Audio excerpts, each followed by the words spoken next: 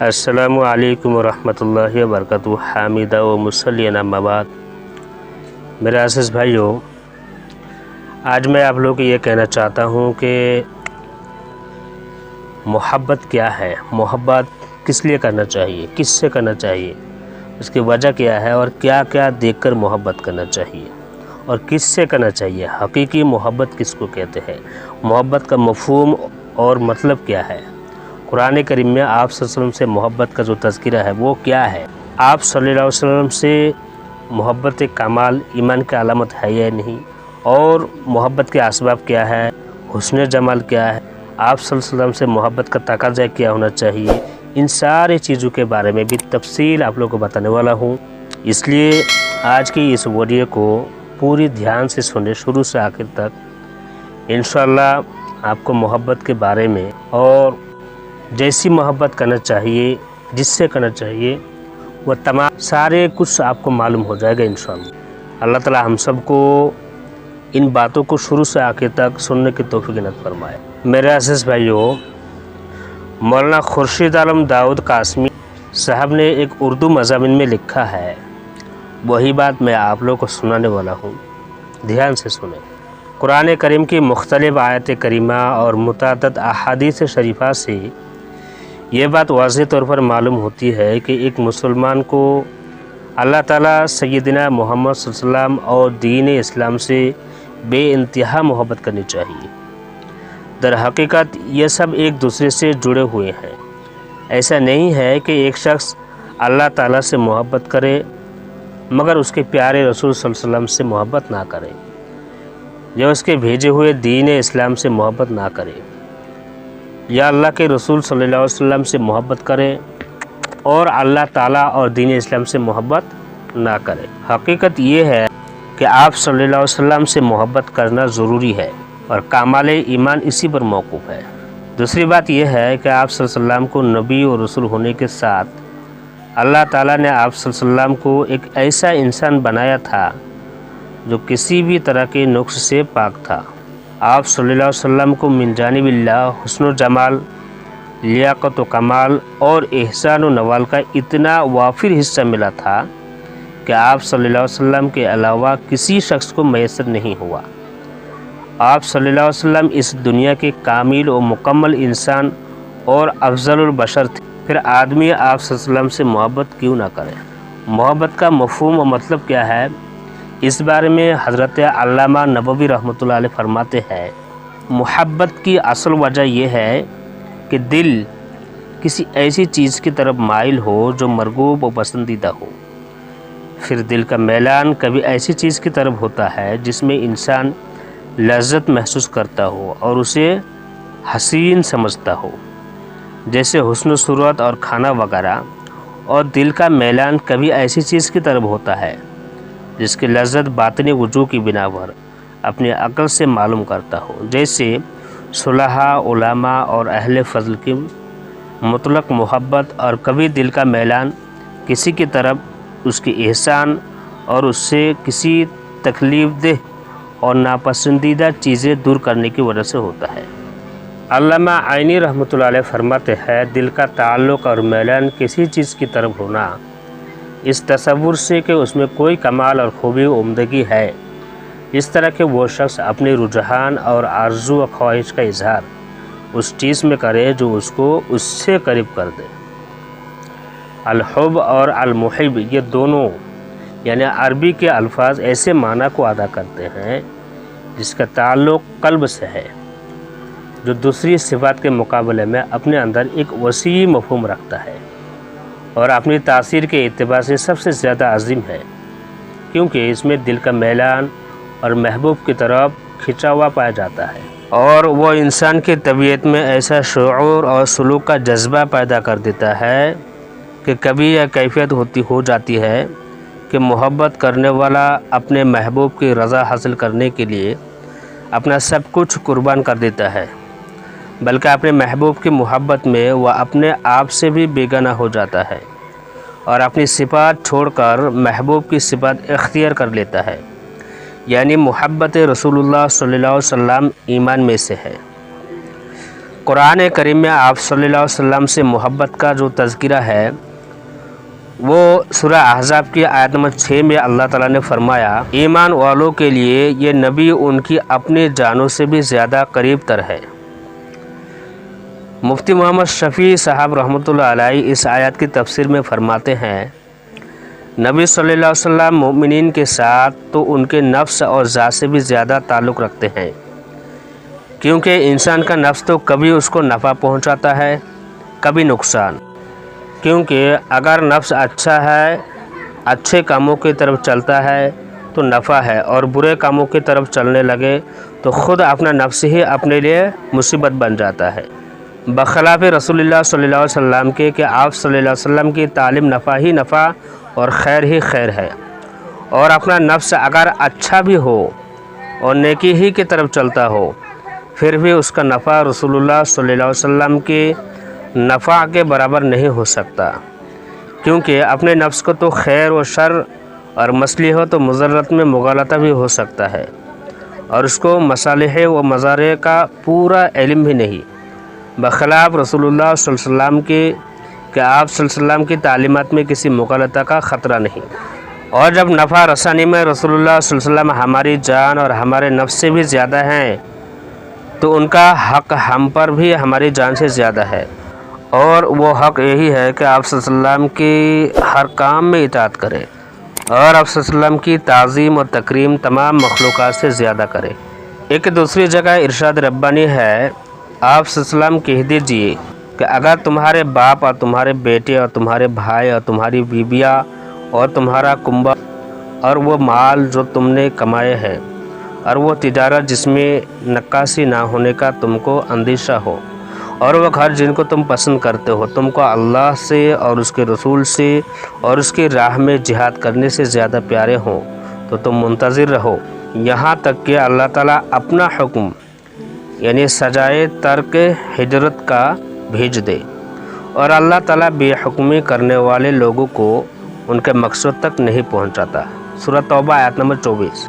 اس آیت کے تحت حضرت مولانا منظور نعمانی صاحب فرماتے ہیں، پس قرآن مجید کی اس پر جلال آیت کا تقاضا اور مطالبہ بھی یہی ہے کہ ایمان والوں کو اپنی تمام قابل محبت چیزوں سے زیادہ اللہ اور رسول کی اور اس کے دین کی محبت ہونی چاہیے، اس کے بغیر اللہ کی رضا اور اس کی خاص ہدایت حاصل نہیں ہو سکتی اور ایمان کامل نہیں ہو سکتا۔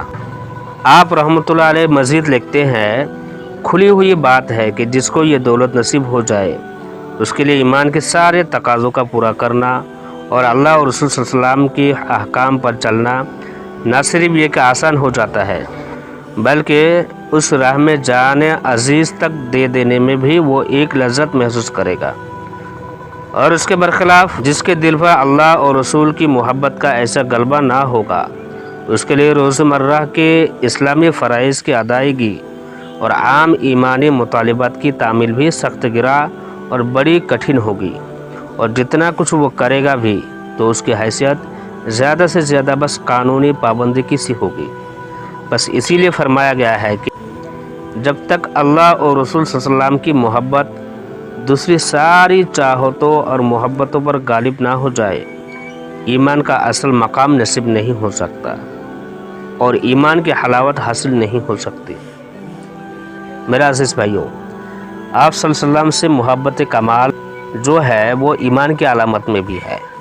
حضرت ابو ہریرہ رضی اللہ تعالیٰ عنہ بیان کرتے ہیں کہ اللہ کے رسول صلی اللہ علیہ وسلم نے فرمایا، اس ذات کی قسم جس کے قبضے میں میری جان ہے، تم میں سے کوئی اس وقت تک یعنی کامل مومن نہیں ہو سکتا جب تک کہ اس کو اپنے والد یعنی ماں اور باپ اور اپنے اولاد سے زیادہ میں محبوب نہ ہو جاؤں۔ صحیح بخاری کی حدیث ہے۔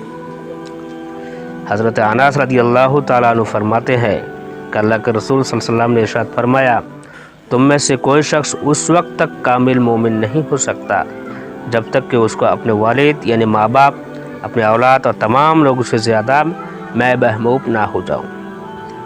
حضرت انس رضی اللہ تعالیٰ عنہ فرماتے ہیں کہ اللہ کے رسول صلی اللہ علیہ وسلم نے ارشاد فرمایا، تم میں سے کوئی شخص اس وقت تک کامل مومن نہیں ہو سکتا جب تک کہ اس کو اپنے مال و دولت، اہل و عیال اور تمام لوگوں سے زیادہ میں محبوب نہ ہو جاؤں۔ حضرت انس بن مالک بیان کرتے ہیں کہ نبی صلی اللہ علیہ وسلم نے فرمایا اس شخص نے ایمان کا مسئلہ چکھ لیا جس میں 3 باتیں ہوں۔ نمبر 1 اللہ اور اس رسول کی محبت اس شخص میں تمام ما سوا سے زیادہ ہو۔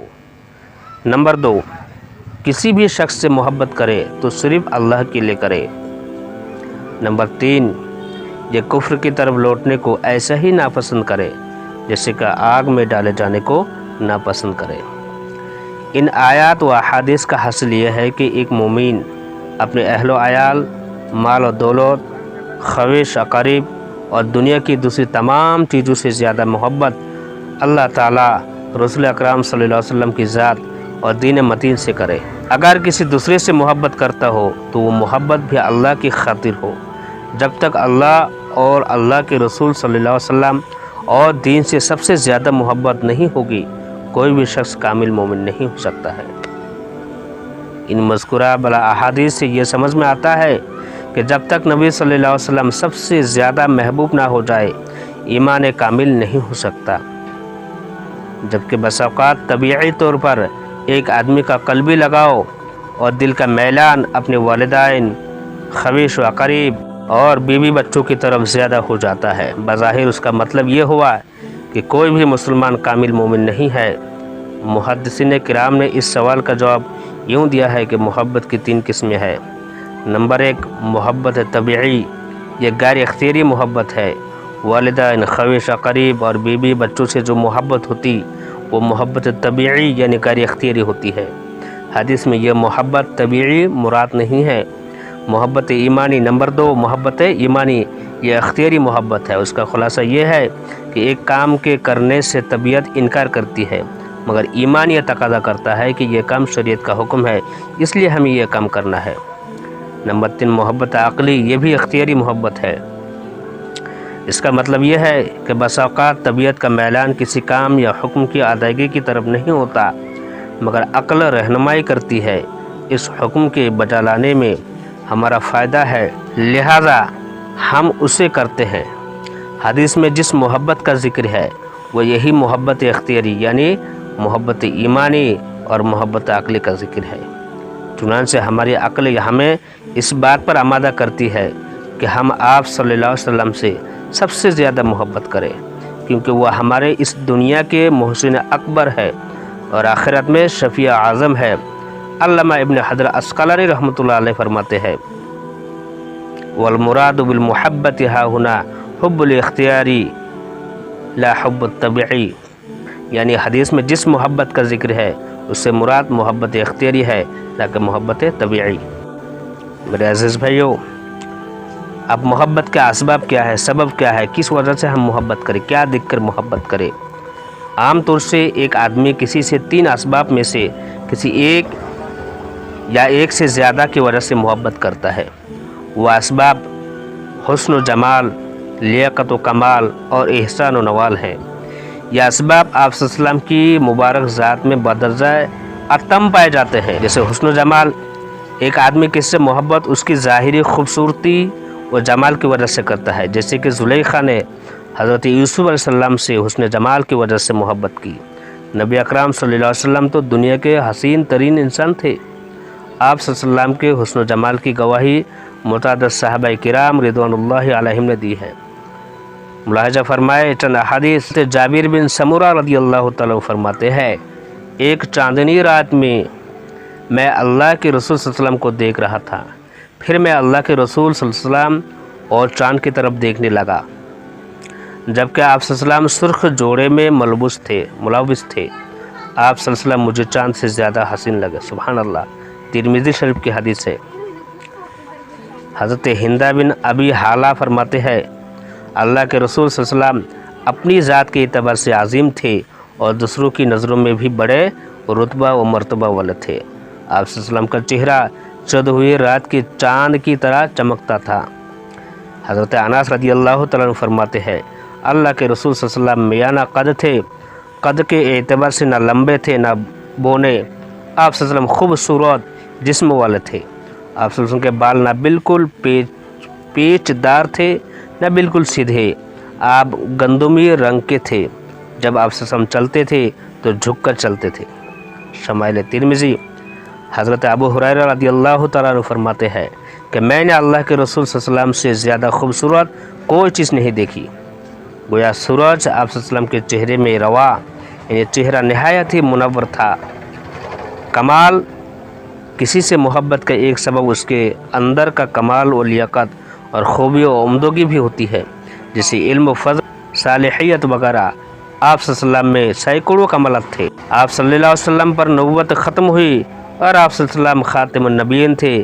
آپ صلی اللہ علیہ وسلم نے فرمایا مجھ پر نبوت ختم ہوئی اور میرے بعد کوئی نبی نہیں آئے گا۔ اللہ تعالیٰ نے آپ صلی اللہ علیہ وسلم کو اولین و آخرین کے علم سے نوازا تھا۔ پھر مخلوقات میں جتنی بھی کمالات ہیں وہ سب کے سب آپ صلی اللہ علیہ وسلم کے ہی واسطے سے ہیں، کیونکہ آپ صلی اللہ علیہ وسلم ہی مبلغ اور قاسم ہے۔ آپ صلی اللہ علیہ وسلم نے فرمایا انما انا قاسم واللہ یعطی۔ اور ایک چیز ہے احسان، ایک آدمی کسی کے احسان کی وجہ سے بھی اس سے محبت کرتا ہے۔ صفت احسان بھی نبی اکرم صلی اللہ علیہ وسلم میں حد درجہ پائی جاتی تھی۔ حدیث میں ہے اللہ کے رسول صلی اللہ علیہ وسلم لوگوں میں سب سے زیادہ سخی تھے۔ جب رمضان کا مہینہ آتا تو آپ صلی اللہ علیہ وسلم جبرائیل علیہ السلام کے ساتھ قرآن کریم کا دور کرتے تھے، اور خاص طور پر رمضان میں آپ صلی اللہ علیہ وسلم کی سخاوت ہوا سے بھی زیادہ تیز ہوتی تھی۔ ایک دوسری روایت میں حضرت عبداللہ بن عباس رضی اللہ تعالیٰ عنہ فرماتے ہیں جب رمضان کا مہینہ شروع ہوتا تو اللہ کے رسول صلی اللہ علیہ وسلم ہر قیدی کو رہائی بخشتے اور ہر سائل کی مراد پوری فرماتے۔ سبحان اللہ۔ علامہ نووی رحمۃ اللہ علیہ محبت کے وجوہ و اسباب بیان کرنے کے بعد فرماتے ہیں یہ سارے اسباب نبی صلی اللہ علیہ وسلم کی ذات میں موجود ہے، کیونکہ آپ صلی اللہ علیہ وسلم جمال ظاہری و باطنی کمال اور ہر طرح کے فضل کو جامع ہے، اور آپ صلی اللہ علیہ وسلم نے خاص طور سے مسلمانوں کو صراط مستقیم، دائم نعمت اور جہنم سے دور رہنے کی ہدایت کر کے احسان فرمایا ہے۔ آپ صلی اللہ علیہ وسلم سے محبت کا تقاضا کیا ہے؟ کیوں محبت کرے آپ صلی اللہ علیہ وسلم سے؟ کیسے محبت کرے؟ صرف زبان سے یہ کہہ دینا کہ ہم اللہ تعالیٰ اور نبی اکرم صلی اللہ علیہ وسلم سے دل و جان سے محبت کرتے ہیں کافی نہیں ہے، بلکہ آپ صلی اللہ علیہ وسلم سے محبت کا تقاضا یہ ہے کہ ہم ان کے احکام خداوندی کو بجا لائے جن کا اللہ تعالیٰ نے حکم دیا، اور ان چیزوں سے رک جائے جن سے ذات باری تعالیٰ نے منع فرمایا ہے۔ قرآن کریم کی ہدایت کو اپنے سینے سے لگائے، ہم رسول اکرم صلی اللہ علیہ وسلم کی سنت پر عمل کریں، آپ صلی اللہ علیہ وسلم کی زندگی کو ہم اپنے لیے نمونہ بنا لیں اور اسی کے مطابق ہر کام انجام دیں۔ آپ صلی اللہ علیہ وسلم کے شمائل و سیرت کا مطالعہ کریں، آپ صلی اللہ علیہ وسلم کا خوب ذکر کریں، آپ صلی اللہ علیہ وسلم پر درود السلام کا نذرانہ پیش کریں۔ مختصر یہ کہ ایک مسلمان آپ صلی اللہ علیہ وسلم کی اتباع میں ہی اپنی کامیابی سمجھے۔ اللہ تعالیٰ کا ارشاد ہے آپ فرما دیجئے کہ اگر تم اللہ سے محبت رکھتے ہو تو تم لوگ میرا اتباع کرو۔ اللہ تعالیٰ تم سے محبت کرنے لگیں گے اور تمہارے سب گناہوں کو معاف کر دیں گے، اور اللہ تعالیٰ بڑے معاف کرنے والے، بڑے عنایت فرمانے والے ہے۔ سورہ آل عمران۔ میرے عزیز بھائیو، آخر میں یہ کہنا چاہتا ہوں کہ ہر مسلمان کی یہ دلی تمنا ہوتی ہے کہ اس کا ایمان پر خاتمہ ہو، اور اس دار فانی سے رخصت ہو جانے کے بعد جب دار جاودانی میں پہنچے تو وہاں اس کا حشر انبیاء و رسول، صحابہ و تابعین، شہداء و صدیقین، اولیاء و اتقیاء کے ساتھ ہو۔ ایسے حشر کے لیے ضروری ہے کہ ہم ان حضرات سے محبت کریں، ہم ان کو دل و جان سے چاہیں اور ہم ان کی ہدایت کے مطابق عمل کریں، پھر ہمارا حشر ان حضرات کے ساتھ ہوگا۔ صادق و مصدوق رسول اکرم صلی اللہ علیہ وسلم کی حدیث ہے المرء مع من احب، یعنی انسان کا حشر اس شخص کے ساتھ ہوگا جس سے وہ محبت کرتا ہے۔ یہ حدیث بھی ہمیں رہنمائی کر رہی ہے کہ اگر ہم اپنا حشر نبی اکرم صلی اللہ علیہ وسلم کے ساتھ چاہتے ہیں تو دل و جان سے آپ صلی اللہ علیہ وسلم سے محبت کریں۔ اللہ تعالی ہم سب کو ان تمام باتوں پر عمل کی توفیق عنایت فرمائے، آمین۔ وآخر دعوانا الحمدللہ رب العالمین۔ السلام علیکم ورحمۃ اللہ وبرکاتہ۔